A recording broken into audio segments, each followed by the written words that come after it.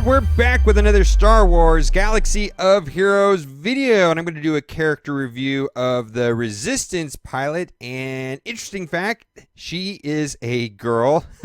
She screams when she dies. I think I've called her a male several times, but in fact, the Resistance pilot is a girl. And we're going to do a character review. We're going to talk about where she is good.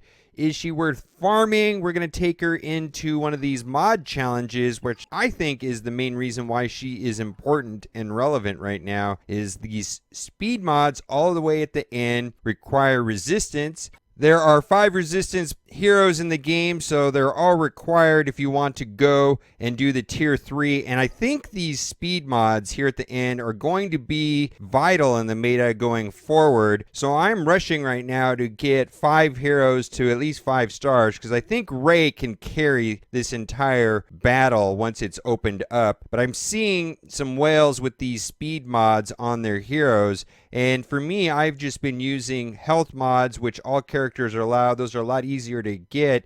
But the rest of these challenges require specific heroes. And so Resistance Pilot is a vital important if you want to start using the speed mods, which I think are really good, actually.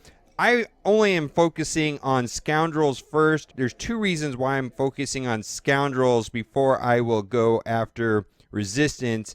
Is not only are Scoundrels used here for the critical chance mods, but there's this weekly credit heist where you can get 1,000,000 gold extra per week. And so for me, I want to do that. I'd rather get the extra 1,000,000 gold per week. And then from there, I can focus on getting the rest of the Resistance. Now, Resistance Pilot is very easy to farm. She's in the Galactic War shipments, and she's one of the better heroes in the shipments. The only heroes that I think are more vital, probably if you want to decide to farm first, would be like Phasma. 86 is amazing. Tebow is amazing, and Luminara is good also. And then I also went and got the Jawa there. I think the Jawa is going to be important later in the new raids that are coming out. But there's absolutely nothing wrong with Resistance Pilot. She's actually a fairly decent attacker. She was briefly used in the arenas when Poe was dominant and Dooku Leader was dominant. Kind of has fallen by the wayside because of Geonosian Soldier, Princess Leia, Rey, and so on seem to be better attackers in the game. But there's absolutely nothing wrong with Resistance Pilot. I've got her up to gear 8, and I have no plans on taking her any higher or using mods, but it won't be that difficult later if she does become dominant. And that could be a possibility if the Resistance team has synergy. Of course, we're going to get new heroes as the new movies come out. So I imagine in the future, there's going to be a ton more Resistance heroes, and she might be very vital. And I'm very comfortable having her at gear 8, level 80. I'm not comfortable dumping Omegas and all these extra purples and these raid gear parts to take her any higher. And I really would want to Omega this right here. Deal physical damage to target enemy with a 55% chance to gain 20% turn meter. And that goes up another 15%, which I think is amazing right there. 35% turn meter is always good. Outmaneuver, I love this ability right here. Deal physical damage to target enemy with a 50% chance to expose them for 2 turns and a 65% chance to gain foresight for 2 turns. I love that foresight. It is absolutely amazing. I love that a lot. And this is why she was paired with Old Man or Dooku, is because Resistance Pilot has a 5% critical chance and a 5% evasion. And check this, gains 25% turn meter whenever they evade or score a critical hit. So there was some turn meter advantage anytime that she evaded. Imagine that with Old Ben. You know, you get 25% here, and then you also get the turn meter advantage from Old Ben's leadership. I think that is very good. Nothing wrong with her. Very good hero. I'm finding her useful in the raids. People ask me what's important in the raids, and I do tier 7 raid core raids. And basically what that comes down to is there's combos, and I made videos with Tebow for the first phase.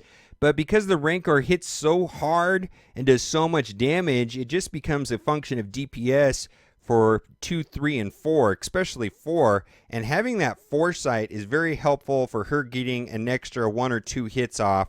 And I'm finding her to be one of the better heroes in the Rancor. So I do like her a lot. I just think there's probably a lot of better heroes out there.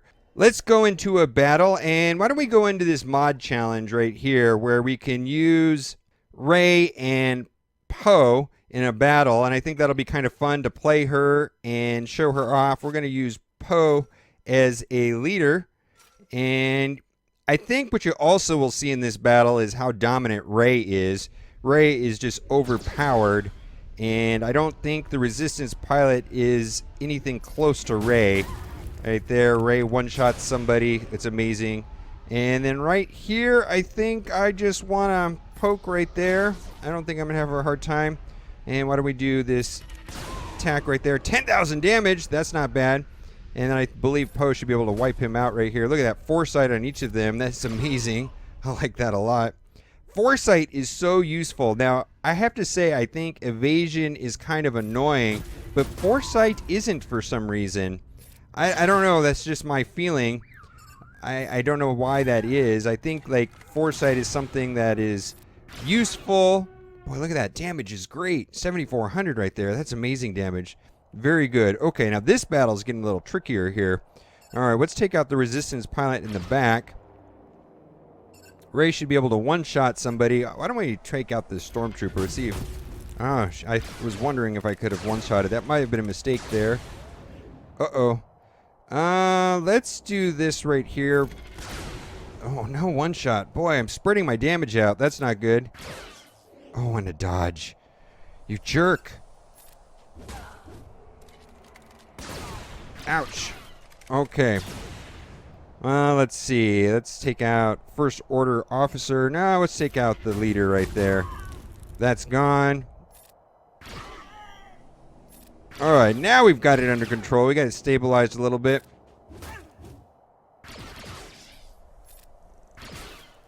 Shouldn't have a problem with this match. I just need to get more of these Resistance heroes to go to Tier 2. Alright, let's see, Rey. Rey is so overpowered. So I don't know if I would farm Resistance pilot again. I'm happy that I got her. I'm using her in the Rancor raids. I know she's going to be used in the mod challenges. I'm just not seeing her at all inside of the squad arena anymore. There's just better attackers out there. And there could be some synergy with other Resistance. There's some pretty cool tricks with expose and turn meter gain when people get exposed, and so it could later become she could become a very important hero.